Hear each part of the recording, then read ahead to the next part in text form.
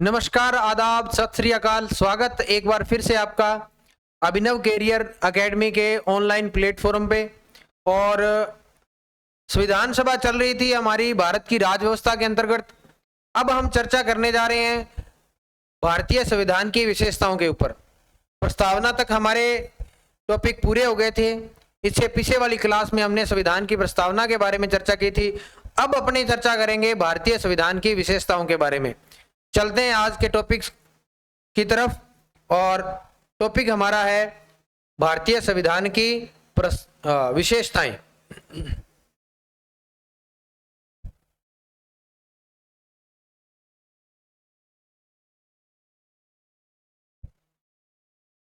Topic रहेगा भारतीय संविधान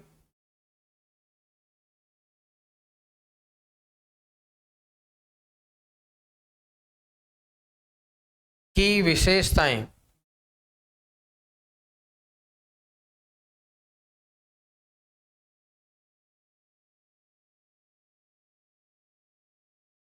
भारतीय संविधान की प्रस्तावना भारतीय संविधान की विशेषताएं। क्या कुछ विशेषताएं रही भारतीय संविधान की? तो अपने अगर चर्चा करें तो पहली आप सभी को पता ही है। पहली है लोकप्रिय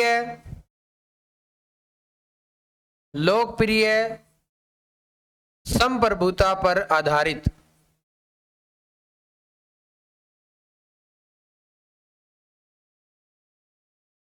लोकप्रिय संप्रभुता पर आधारित। जब अपने चर्चा की थी भारतीय संविधान की प्रस्तावना की, तब हमने पढ़ा था कि अंतिम शक्ति है वो किसके पास में है? भारतीय जनता के पास में है। तो इसका मतलब ये हुआ कि जो जनता है वो क्या है? जनता सर्वोपरि है। जनता के फैसले सर्वोपरि है। अंतिम शक्ति किसके पास में है? अंतिम शक्ति है जनता के पास में। भारतीय संविधान के अंतर्गत अंतिम शक्ति किसे प्रदान की गई है? अंतिम शक्ति जनता को प्रदान की गई है। और जनता क्या करती है? जनता अपने जनप्रतिनिधियों के द्वारा क्या करती है? अपने जनप्रतिनिधियों के माध्यम से सरकार चलाने का काम करती है। जनप्रतिनिधियों के माध्यम से क्या करती है? शासन करती है, शासन कार्य करती है। शासन कार्य लिखते हैं अपने आप। तो पहली विशेषता ये हो गई कि भारतीय संविधान की जो विशेषताएं हैं उसके अंदर पहली विशेषता ये कि भारतीय संविधान है वो लोकप्रिय संप्रभुता पर आधारित है। इसके साथ साथ हमने ये भी डिस्कस किया था प्रस्तावना के अंतर्गत कि भारत है वो अपनी संप्रभुता को लिए हुए है, यानी आंतरिक और बाहरी दोनों मामलों के अंदर भारत संप्रभु है। यानी वो बाहरी मामलों को फैसला अपने अकॉर्डिंग ले सकता है और दूसरा आंतरिक मामलों में भी भारत अपने हिसाब से फैसला ले सकता है। और सर्वोपरि कौन है भारत के अंदर? भारतीय संविधान ने ताकत किसको दे रखी है? तो भारतीय संविधान ने अंतिम शक्ति जो दे रखी है वो जनता को समर्पित कर रखी है कि आप लोग ये देखेंगे कि शासन की जो अंतिम शक्ति है वो जनता के पास में है। दूसरा क्या है? पहला टॉपिक ये हो गया विशेषताओं के अंतर्गत। दूसरा हो गया निर्मित, लिखित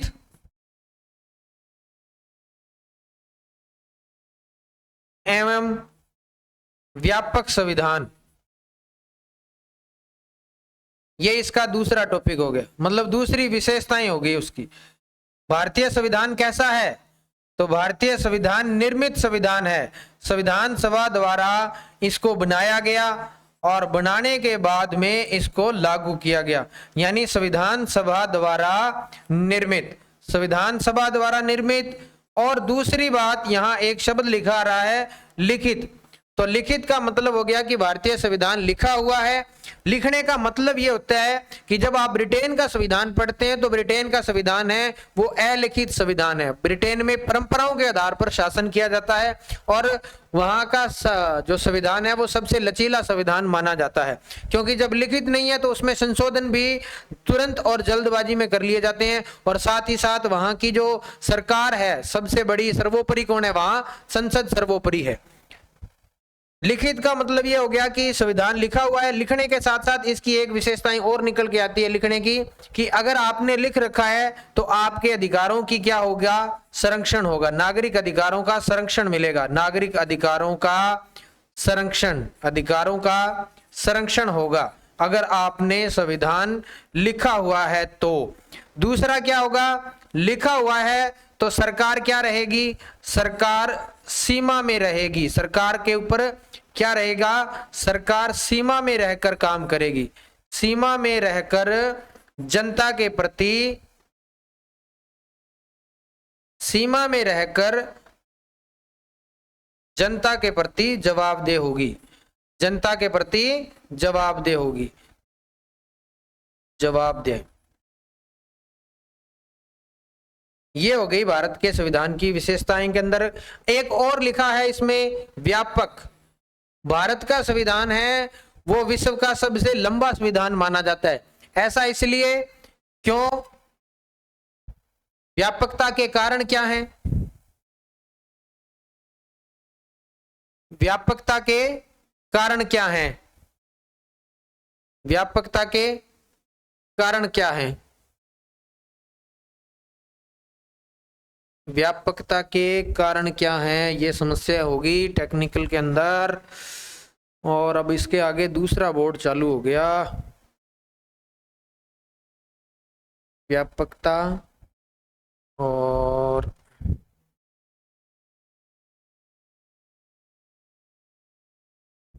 एक बार टेक्निकल टीम जरा चेक करें, तो टेक्निकल टीम चेक करेंगी एक बार कि आगे बोर्ड है वो सेम कंटिन्यू नहीं हो रहा है।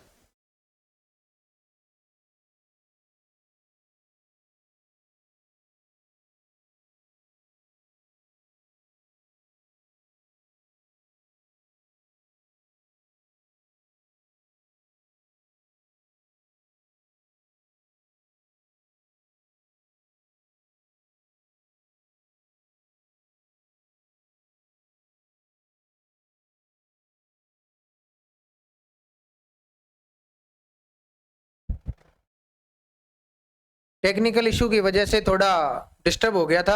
अब अपने यहां तक चर्चा हो गई थी कि निर्मित किया गया है विधानसभा द्वारा, लिखित है तो इसका मतलब है कि नागरिक अधिकारों को संरक्षण प्रदान किया गया है, सरकार सीमा में रहकर जनता के प्रति जवाबदेह है। वैसा इसलिए क्योंकि सरकार कुछ भी ऐसा नहीं कर सकती जो संविधान के खिलाफ हो, मतलब लिखा हुआ है सब कुछ। इसके बाद में व्यापकता, व्यापकता के ऊपर अपने चर्चा करनी थी कि व्यापक होने के कारण क्या है। व्यापकता के कारण,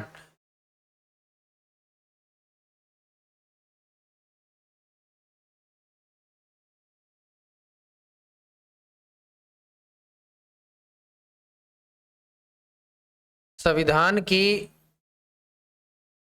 व्यापकता के कारण, किस वजह से भारतीय संविधान है वो इतना व्यापक है, व्यापकता के कारण क्या है।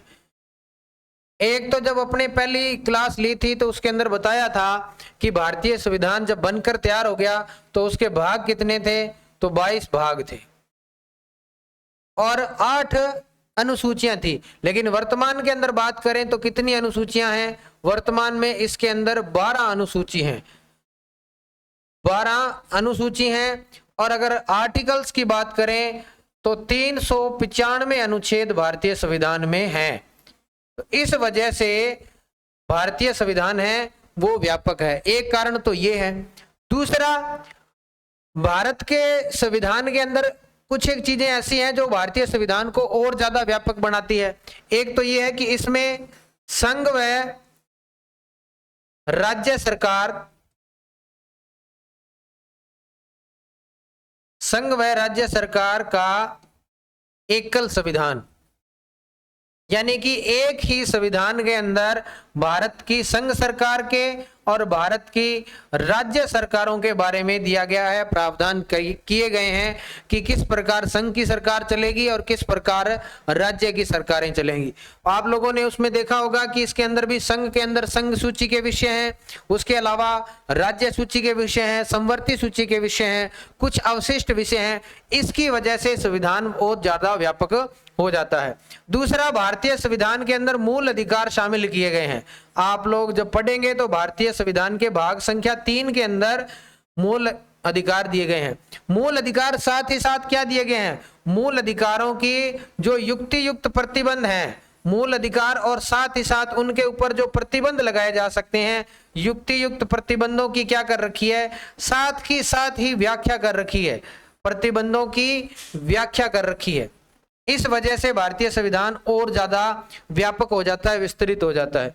तीसरा कारण इसके अंदर और शामिल करें तो भारतीय संविधान के अंदर राज्य के क्या दे रखे हैं, नीति निर्देशक तत्व दे रखे हैं। राज्य के नीति निर्देशक तत्व वो भी भारतीय संविधान के अंदर शामिल किए गए हैं, तो इस वजह से और ज्यादा बड़ा हो जाता है। साथ ही साथ क्या शामिल है इसके अंदर, मूल कर्तव्य शामिल है। इस वजह से और ज्यादा व्यापक हो जाता है भारतीय संविधान। और क्या है, आप लोगों को पता है कि इसके अंदर आपातकालीन उपबंध दे रखे हैं। इसका मतलब यह है कि भारतीय संविधान और ज्यादा बड़ा हो जाता है। तो ये कई ऐसे कारण हैं जो भारतीय संविधान को और ज्यादा व्यापक बनाते हैं।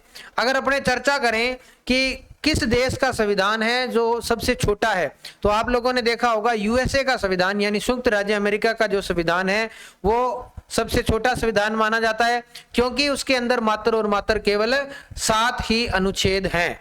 ये हो सकता है कि राज व्यवस्था उनकी और ज्यादा बड़ी है, राज व्यवस्था बड़ा टॉपिक है, लेकिन अगर अपने बात करें कि किसका संविधान सबसे छोटा है तो वो अमेरिका का संविधान सबसे छोटा है। आगे अपने चर्चा करते हैं निर्मित के बाद में तीसरी बात जो भारतीय संविधान की विशेषताओं से निकल के आती है वो ये है कि भारतीय संविधान क्या है, संघात्मक शासन व्यवस्था के अंतर्गत इसको शामिल किया गया है। संघात्मक शासन व्यवस्था के साथ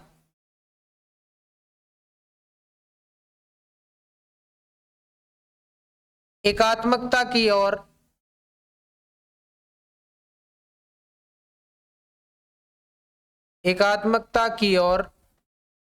झुकाव,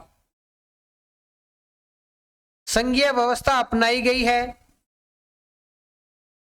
संघ की व्यवस्था भारत के संविधान के अंतर्गत अपनाई गई है, लेकिन भारत की जो शासन व्यवस्था है उसका झुकाव किस तरफ है, तो वो झुकाव है एकात्मकता की ओर। संघ का मतलब क्या होता है, संघ का मतलब होता है कि संघ और राज्य के जो विषय हैं उनका प्रावधान किया जाता है। संघ सरकार और संघ व राज्य सरकार, इसका मतलब ये हो गया सरकारें कितनी, तो 2 सरकारें। ये हैं संघ सरकार के कारण, मतलब संघ सरकार की विशेषताएं। दूसरा क्या होता है संघ सरकार में, संघ सरकार के अंदर ये होता है, एक तो होता है लिखित संविधान, यानी कि संविधान का लिखित में उल्लेख किया जाता है। लिखित होने की वजह से उनको ये पता रहता है कि कौन से विषय संघ के पास में रहेंगे और कौन से विषय राज्य के पास में रहेंगे, लिखित है। तीसरा क्या होता है इसमें, इसके अंदर ये होता है लिखित होता है, साथ ही साथ इसका एक और महत्व होता है कि ये कठोर होता है, कठोर संविधान। इसकी वजह से जो संघ की सरकार है या जो संघीय शासन व्यवस्था है वो लंबे समय तक टिकी रहती है। अगर अपने बात करें भारत की संघात्मक शासन व्यवस्था की, तो भारत की संघात्मक शासन व्यवस्था के अंतर्गत फेडरेशन शब्द का यूज नहीं किया गया है। अगर अपने देखें कि भारत के संविधान के अंतर्गत यूनियन शब्द यूज किया गया, यानी संघ सरकार होगी तो वो कैसी होगी, फेडरेशन नहीं होके बल्कि यूनियन ऑफ स्टेट्स होगी। तो लिखित भी है और कठोर संविधान है, इस वजह से भारत के अंदर संघीय शासन व्यवस्था है। तीसरा क्या है कि जहां संघ की सरकार होती है वहां संविधान क्या होता है, सर्वोच्च संविधान होता है। संविधान कैसा होता है, सर्वोच्च संविधान होता है। ये संघीय शासन व्यवस्था का एक महत्व है या उसकी एक विशेषताएं आप लोग कह सकते हैं। संघ की सरकार में संविधान कैसा होता है? सर्वोच्च होता है। दूसरा क्या है? चौथा है इसके अंदर कि संघ की सरकार हो गई, 2 सरकारें हो गई, और न्यायपालिका कैसी होती है? स्वतंत्र न्यायपालिका होती है। इस वजह से आप लोग कह सकते हैं कि शासन प्रणाली संघात्मक है। और न्यायपालिका कैसी होती है? न्यायपालिका होती है स्वतंत्र न्यायपालिका। ये हो गई संघात्मक शासन व्यवस्था के अंतर्गत। लेकिन भारत के अंतर्गत एकात्मकता की ओर झुकाव कैसा है? एकात्मकता की ओर झुकाव क्यों है? वो ऐसा इसलिए क्योंकि भारत के अंदर संविधान कैसा है? एकात्मकता के कारण क्या है? एकात्मकता के अंदर कारण क्या, मतलब हम तो पहला लिखेंगे अपने, तो भारत के अंदर क्या है? संविधान एकल है, यानी कि राज्य और संघ के लिए एक ही संविधान का उल्लेख किया गया है। ये नहीं कि राज्यों के लिए अलग संविधान चल रहा है और संघ के लिए अलग संविधान चल रहा है, ऐसा नहीं है। एकल ही संविधान है, एकल संविधान है। साथ ही साथ क्या है? नागरिकता, एकल नागरिकता है। जब आप यूएसए के अंदर पढ़ते हैं जहां संघीय शासन व्यवस्था है, और संघीय शासन व्यवस्था के अंतर्गत जब आप पढ़ते हैं तो आप लोग देखते हैं कि संविधान कैसा है? संविधान दोहरा संविधान है। जबकि भारत में कैसा है? एकल संविधान है, और नागरिकता भी वहां कैसी है? वहां दोहरी नागरिकता है। जबकि भारत में ऐसा नहीं है। एकात्मक शासन व्यवस्था के अंतर्गत नागरिकता कैसी रखी गई है? भारत के अंतर्गत एकल नागरिकता को शामिल किया गया है। इसके साथ साथ क्या किया गया है? एकल नागरिकता और संविधान कैसा? एकल। और एक और चीज है इसमें, आप लोग एकात्मकता की तरफ, एक ये कारण हो गया कि आपातकालीन उपबंध दिए गए हैं। क्या दिए गए हैं? आपात उपबंध दिए गए हैं। आपातकाल के अंतर्गत ये होता है कि जब किसी राज्य के अंदर आपातकालीन स्थिति आ जाती है या किसी बाहरी आक्रमण की वजह से आपातकालीन प्रावधान कर दिए जाते हैं, तो जो राज्य की जो शक्तियां हैं वो खत्म हो जाती है और जो पूरा शासन है वो राष्ट्रपति के हाथों में चला जाता है। इस वजह से झुकाव किसकी तरफ हो गया? एकात्मकता की तरफ हो गया। तीसरा क्या हो गया? अब आगे अगर चर्चा करें तो इसके अंदर और चीजें शामिल है जो इसकी एकात्मकता की ओर बढ़ावा देती है। वो है अखिल भारतीय सेवाएं। अखिल भारतीय सेवाएं का मतलब हो गया कि जितने भी आप लोग सिविल सेवक देखते हैं, अखिल भारतीय सेवाएं, उनकी नियुक्ति कौन करती है? उनकी नियुक्ति करती है भारत की संघ सरकार। और विभिन्न राज्यों के अंदर ये सारे सिविल सर्विस काम करते हैं। रहते तो राज्य के अंदर है, लेकिन कमांड किसकी मिलती है इनको? कमांड मिलती है संघ की। वो संघ के दिशा निर्देश पर काम करते हैं। तो इसका मतलब राज्य के अंदर चलती ज्यादा किसकी होगी? वो बड़े पदों पर। अखिल भारतीय सेवाओं की वजह से एकात्मकता की ओर झुकाव दिखाई पड़ता है। और क्या कारण हो सकते हैं एकात्मकता के अंदर? तो और कारण हो सकते हैं कि आपातकालीन उपबंध, एकल नागरिकता, अखिल भारतीय सेवाएं, और इसके साथ साथ अगर चर्चा करें तो जो राष्ट्रपति है, राष्ट्रपति क्या करता है? राष्ट्रपति किसका? राष्ट्रपति राज्यपाल की नियुक्ति करता है। राज्यों के अंदर राज्यपाल की नियुक्ति होती है, वो किसके द्वारा की जाती है? राष्ट्रपति के द्वारा की जाती है। जो संघ सरकार का मतलब उस राष्ट्रपति को आप ये कह सकते हैं कि जो राष्ट्रपति है वो क्या है? संघ सरकार के प्रतिनिधि के रूप में राज्यपाल की नियुक्ति करता है। राष्ट्रपति द्वारा राज्यपाल की नियुक्ति करता है। तो इस वजह से एकात्मकता की ओर झुकाव दिखाई देता है आप लोगों को। तीसरा, अब आगे और चर्चा करें तो आप लोग जब देखते हैं संघ सूची, राज्य सूची और संवर्ती सूची, संघ सूची, राज्य सूची, संवर्ती सूची, तो इन सूचियों के अंतर्गत संघ के ऊपर तो संघ कार्य करते ही है, लेकिन अगर कोई राज्य सरकार अपना प्रस्ताव पारित करके ये कह दे कि इन पे कानून बनाने का अधिकार संघ को है तो वो बना सकती है। साथ ही साथ संवर्ती सूची के ऊपर भी कौन कानून बना सकता है? संघ कानून बना सकता है। इसके साथ साथ अवशिष्ट विषय हैं जो इनके अलावा विषय बच गए, उन विषयों पे कानून बनाने की शक्ति किसके पास में रहती है? अवशिष्ट विषय संघ के पास रहते हैं। अवशिष्ट विषय किसके पास में रहते हैं? संघ के पास रहते हैं। इसका मतलब ये हो गया कि शक्ति किसके पास में ज्यादा हो गई? संघ के पास में ज्यादा हो गई। इसके अलावा एक कारण और है कि जो वित्तीय संसाधन है, प्रशासनिक और वित्तीय शासन है, उसके पास में भी संघ के पास में प्रभाव है। संघ के पास वित्तीय व प्रशासनिक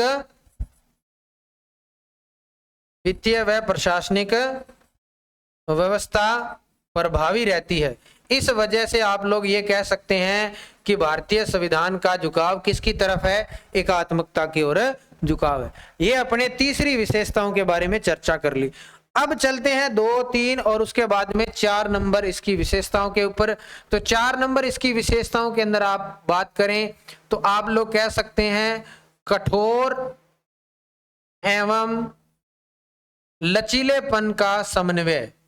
कठोर एवं लचीलेपन का समन्वय। भारतीय संविधान है वो कठोर भी है और साथ ही साथ लचीला भी है। किस प्रकार से? अगर अपने बात करें लचीलेपन की तो सबसे लचीला संविधान किसका है? सबसे लचीला संविधान है ब्रिटेन का। सबसे लचीला संविधान किसका है? ब्रिटेन का। एक तो ये कारण है कि वो लिखित नहीं है। सबसे लचीला संविधान किसका है? ब्रिटेन का।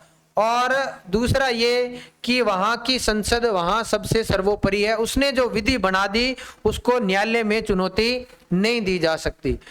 ये लचीला संविधान है। और अगर बात करें सबसे कठोर संविधान की तो कठोर संविधान सबसे ज्यादा वो है यूएसए का।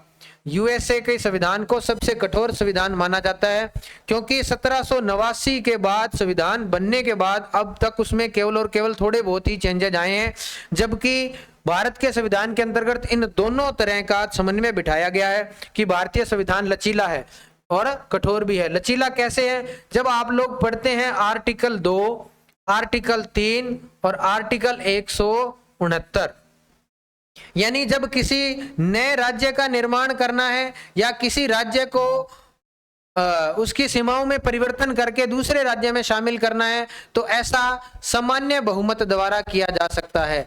राज्यों का निर्माण अथवा सीमा परिवर्तन, निर्माण अथवा सीमा परिवर्तन ये कौन कर सकती है? संघ सरकार सामान्य बहुमत से कर सकती है। सीमा परिवर्तन सामान्य बहुमत से, सीमा परिवर्तन सामान्य बहुमत से कर सकती है।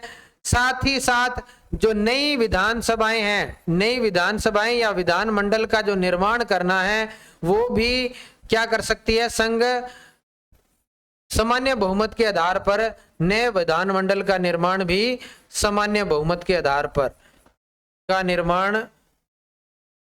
सामान्य बहुमत के आधार पर, सामान्य बहुमत के आधार पर कर सकती है, सामान्य बहुमत द्वारा। हाँ जी। अब आगे आ गई कि लचीला तो हो गया, चलो ठीक है, लेकिन कठोर कैसे है? कि अगर आपने संविधान के अंदर मूलभूत ढांचा परिवर्तन करना है या कोई बड़े परिवर्तन करने हैं तो इसका मतलब ये हुआ कि जो भारतीय संविधान का आर्टिकल 368 है, आर्टिकल 368 उसमें साफ साफ लिखा हुआ है कि सामान्य के साथ साथ विशेष बहुमत और प्लस क्या लिखा है? विशेष बहुमत। विशेष बहुमत का मतलब क्या हो गया? विशेष बहुमत का मतलब हो गया कि उपस्थित और मतदान करने वालों का 2/3 और साथ ही साथ आधे राज्यों का क्या होना चाहिए? उसमें अनुमोदन होना चाहिए। यानी जितने भारत के राज्य हैं उनके आधे राज्य अपनी विधान मंडलों के द्वारा उस प्रस्ताव को अनुमोदन करके भेजेंगे, तभी भारतीय संविधान के अंदर परिवर्तन हो सकता है, अन्यथा नहीं। और ये एक बहुत ही मतलब कठोर प्रक्रिया, ये एक लंबी प्रक्रिया है। ऐसा करने में बहुत समय खर्च होता है। इस वजह से अपने कह सकते हैं कि भारतीय संविधान कठोर भी है। अब आगे चर्चा करते हैं इसकी आगे वाली विशेषताओं के ऊपर। कठोर हो गया, लचीला हो गया। अब अपने विशेषता नंबर 5 5 का मतलब है कि यहां सरकार कैसी है, सरकार संसदीय सरकार। सरकार कैसी है, संसदीय सरकार। लोकतंत्र अपने प्रस्तावना के अंदर पढ़ा था, तो वेस्टमिनिस्टर प्रणाली को लागू किया गया है भारत के अंतर्गत। इसको अपने कह सकते हैं वेस्टमिनिस्टर प्रणाली, वेस्टमिनिस्टर प्रणाली, या इसको कह सकते हैं संसदीय सरकार, या इसको कह सकते हैं प्रधानमंत्री सरकार, क्योंकि प्रधानमंत्री के नेतृत्व के अंतर्गत सरकार चलती है, प्रधानमंत्री सरकार। ये भारतीय संविधान की विशेषताएं हैं कि यहाँ सरकार का कैसा रूप है, तो सरकार का संसदीय रूप है, जो क्या होती है, जनता द्वारा प्रत्यक्ष निर्वाचित होती है और जनता के प्रति जवाबदेह होती है। ये भारतीय संविधान की एक और प्रस्तावना हो गई भाई, भारतीय जनता के प्रति जवाबदेह। अब देखो, ये तो हो गया भारतीय संविधान का विशेषता के अंदर 5 नंबर पॉइंट। 6 नंबर पॉइंट अगर आपने चर्चा करें तो इसका मतलब है कि मूल अधिकार, मूल अधिकार, मूल अधिकार, साथ ही साथ क्या दे रखा है, राज्य के नीति निर्देशक तत्व, राज्य के नीति निर्देशक तत्व, और क्या दे रखा है, नीति निर्देशक तत्वों के साथ साथ भारत के संविधान के अंतर्गत मूल कर्तव्यों को भी शामिल किया गया है कि नागरिकों के मूल कर्तव्य क्या रहने वाले हैं, इन चीजों को शामिल किया गया है। इस वजह से भारतीय संविधान की यह विशेषता है कि उसमें मूल अधिकार भी शामिल किए गए हैं, साथ ही साथ राज्य के लिए नीति निर्देशक तत्व भी किए गए हैं। ये तो वाद योग्य हैं, ये वाद योग्य नहीं है, जब अपने पढ़ेंगे दोनों को तब चर्चा करेंगे। साथ ही साथ राज्यों के लिए मूल कर्तव्य डिसाइड किए गए हैं कि आपको नागरिक होने के नाते कौन से कर्तव्य हैं जिनका पालन करना है। इस वजह से भारतीय संविधान की ये विशेषता निकल के आती है कि अधिकारों के साथ साथ नागरिकों के कर्तव्य भी हैं, और साथ ही साथ राज्य के नीति निर्माण में कौन से तत्व सहायक हो सकते हैं, किस आधार पर राज्य अपनी नीतियों का निर्माण करेगा, यह भी भारतीय संविधान की एक विशेषता रही है या विशेषता शामिल है। अब अपने चर्चा करते हैं आगे वाला, तो आगे वाला है आपातकालीन उपबंध, या इसको आप लोग लिख सकते हैं आपात उपबंध। आपात उपबंध का मतलब है कि जब सरकार यानी कि भारत के ऊपर किसी बाहरी राज्य का आक्रमण हो जाए, तो संघ शासन प्रणाली के अंतर्गत राज्यों की सरकारें अलग अलग चलती है, तो उस स्थिति में यह होता है कि जो कंट्रोल है वो पूरी तरह से संघ के पास में आ जाता है, वहां पे राष्ट्रपति शासन लागू कर दिया जाता है। आर्टिकल 352 के तहत और आर्टिकल 356 के तहत और आर्टिकल 360 के तहत आपातकालीन उपबंधों के बारे में दिया गया है। 352 के तहत बाहरी आक्रमण के समय, और 2 कारण हैं।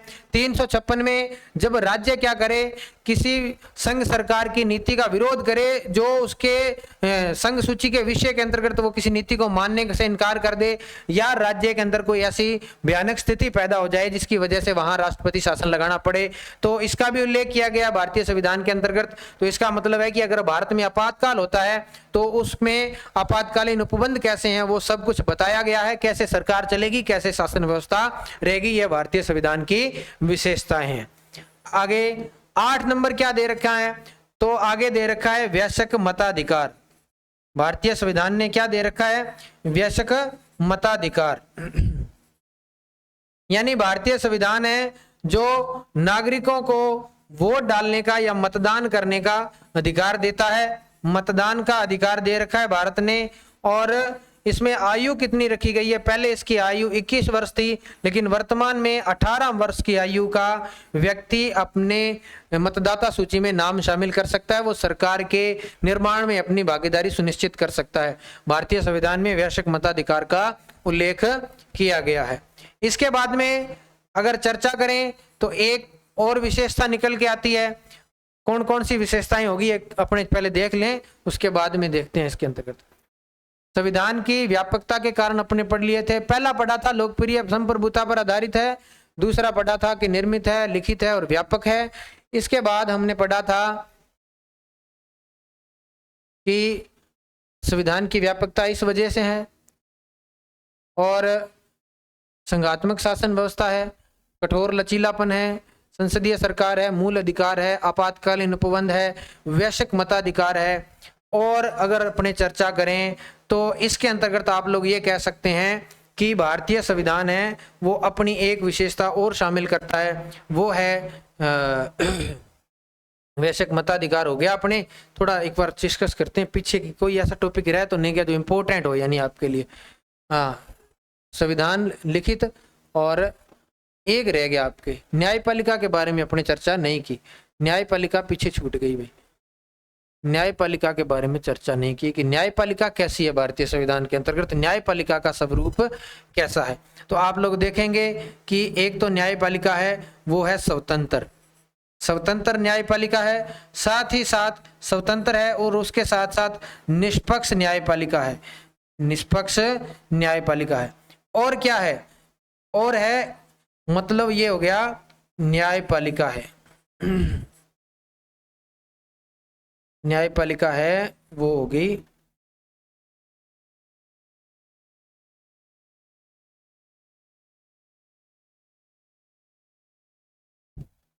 निष्पक्ष न्यायपालिका।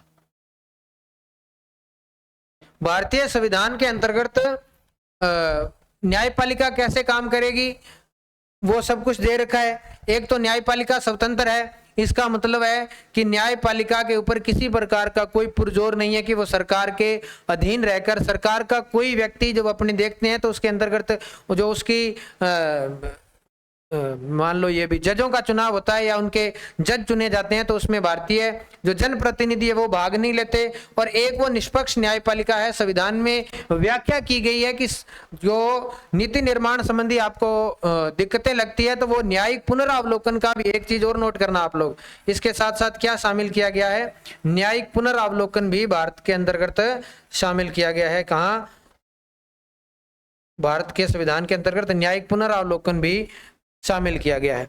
यानी कोई ऐसी विधि जो न्यायपालिका को लगे कि भारतीय संविधान का उल्लंघन कर रही है तो ऐसी विधि को जीरो घोषित कर सकती है। ऐसा आपने देखा भी होगा कि जो संविधान संशोधन हुआ था जिसमें जो कॉलेजियम व्यवस्था थी उसको हटा के दूसरी प्रणाली अपनाई गई थी तो उसको न्यायालय ने क्या कर दिया था, बाद में जीरो घोषित कर दिया था। न्यायपालिका स्वतंत्र है, स्वतंत्र रहकर वो दे सकती है डिसीजन।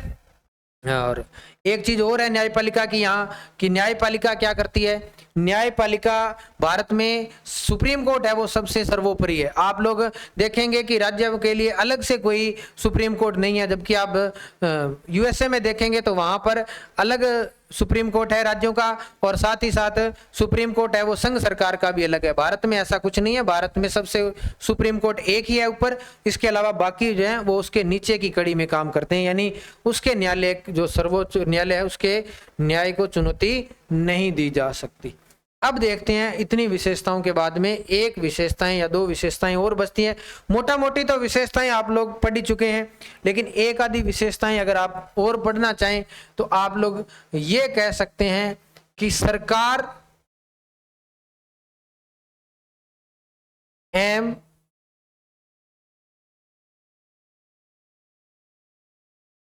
न्यायपालिका में न्यायपालिका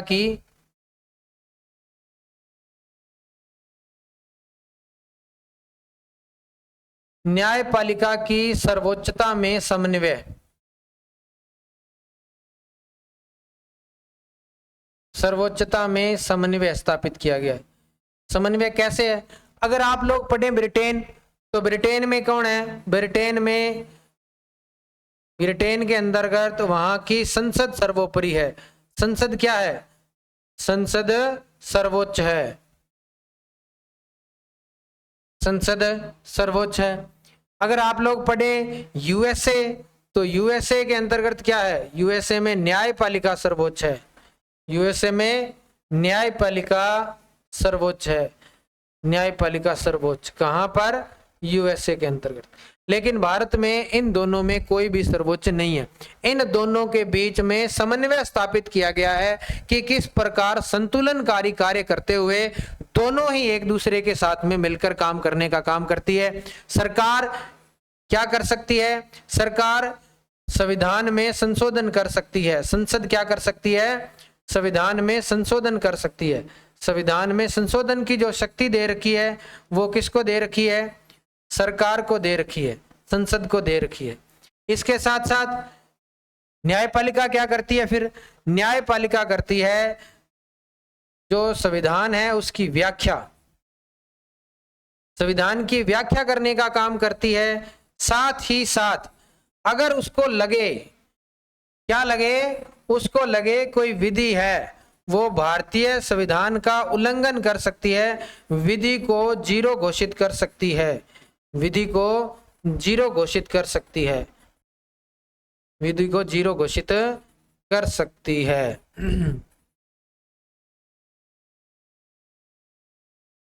ये अपने पढ़ लिया था। सर्वोच्च कौन है भारत में? तो भारत के अंदर अगर बात करें तो एक टॉपिक और है कि संविधान सर्वोच्च है। सर्वोच्च कौन है भारत के अंतर्गत? सर्वोच्च संविधान है, सर्वोच्च संविधान है। ये विशेषताएं हो गई। संविधान के अंतर्गत संविधान को सर्वोच्च रखा गया है। सरकार, दोनों ही सरकारें, चाहे वो न्यायपालिका हो सरकार के अलावा, वो संविधान के अंतर्गत जो उनके मूल प्रावधान दिए गए हैं उनके अकॉर्डिंग मर्यादा में रहकर काम करने का काम करती है, चाहे वो सरकार हो, चाहे वो राज्य सरकार हो, चाहे सरकार का तीसरा रूप न्यायपालिका हो। इस प्रकार हमने चर्चा कर ली। मोटी मोटी जो विशेषताएं थी वो आप लोगों के सामने आ गई है। ऐसे बहुत सारी और छोटी मोटी विशेषताएं और हैं, लेकिन अपने को इन सब से मतलब क्वेश्चन देखने को मिलेगा अगर आप लोग एग्जाम देने जाएंगे तो वो इनके अंदर ही शामिल हो गया। जैसे मान लो आप लोग कई किताबों में अलग से विशेषताएं पढ़ते हैं, उसके अंतर्गत आप लोग देखेंगे कि उनमें अलग अलग पढ़ाया गया है। किसको? इसको अलग पढ़ाया गया है। संविधान की व्यापकता के साथ साथ यानी कि मूल अधिकार अलग बता रखे हैं, राज्य के नीति निर्देशक तत्व अलग, मूल कर्तव्यों का अलग वर्णन किया गया है, वयस्क मताधिकार दे रखा है, आपको बता दिया। स्वतंत्र न्यायपालिका है, न्यायिक पुनरावलोकन कर सकती है, सरकार के दोनों रूपों के बीच में समन्वय स्थापित किया गया है। तो अब अगर चर्चा करें तो अपनी पहली क्लास पहला टॉपिक जो जहाँ से शुरू हुआ था वो ये था कि भारतीय संविधान है वो लोकप्रिय संप्रभुता पर आधारित है, जनता सर्वोपरि है, जनता के अंदर शासन करने की शक्ति है और जनता ही चुनती है, सरकार कौन चुनेगी। निर्मित और लिखित संविधान है, व्यापक संविधान है, इनके बारे में भी चर्चा कर ली। व्यापक क्यों है, लिखित के क्या लाभ हैं, व्यापकता के क्या कारण है, ये भी चर्चा हो गई थी। संघात्मक शासन व्यवस्था के साथ साथ एकात्मकता की ओर झुकाव है, यह भी चर्चा हो गई थी। अवशिष्ट शक्तियां किसके पास में रहती है? संघ के पास में रहती है। कठोर संविधान और लचीला दोनों ही प्रकार का भारतीय संविधान में समन्वय स्थापित किया गया है। संसदीय सरकार है, यानी कि सरकार जनता के प्रति जवाबदेह है। वेस्टमिनिस्टर प्रणाली को अपनाया गया है, जिसको अपने कह सकते हैं लोकसभा के प्रति उत्तरदायी कह सकते हैं, वो अपनाई गई है। सरकार न्यायपालिका की सर्वोच्चता में समन्वय स्थापित किया गया है, सर्वोच्च संविधान है। ये सारे बिंदु अपने चर्चा कर चुके हैं। तो आगामी जो हमारी क्लास रहने वाली है वो आप लोग प्रस्तावना और संविधान की जो विशेषताओं से जितने क्वेश्चन आप लोगों के लिए बन सकते हैं उतने कोशिश करेंगे कि आपके लिए संविधान से, विशेषताओं से और प्रस्तावना से क्वेश्चन बनाने की कोशिश करेंगे। एक आप लोग इस चैनल को और ज़्यादा शेयर करें, सब्सक्राइब करें, अपने दोस्तों तक पहुंचाएं, ताकि जो फ्री में एजुकेशन आप लोगों को यूट्यूब के माध्यम से उपलब्ध करवाई जा रही है, क्वालिटी एजुकेशन उपलब्ध करवाई जा रही है, उनका लाभ सभी को मिले। मिलते हैं नेक्स्ट क्लास के साथ, तब तक धन्यवाद।